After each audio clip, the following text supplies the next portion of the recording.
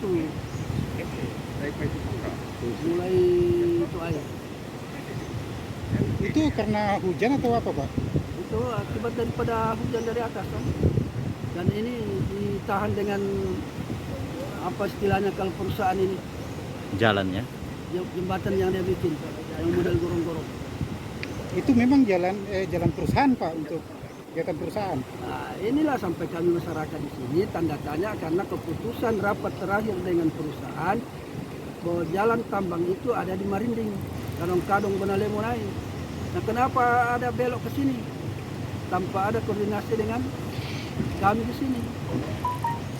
Sehingga waktu baru dibikin saya datang ke guru, saya bilang mohon maaf nak, kalian itu hanya cari uang sebagai pegawai, daripada kita tegang-tegangan, lebih baik berhenti dulu, jangan dilanjutkan. Nah itu, saya waktu itu berhenti tapi dia tetap dia lanjutkan. Makanya di Timur Barat dia bongkar itu, bongkar habis juga. Selain di sini Pak masih ada akses jalan seperti jembatan yang ini Pak. Itu yang di Timur Barat itu. Waktu banjir pertama itu akhirnya masyarakatnya ini dia angkat. Diangkat semua itu.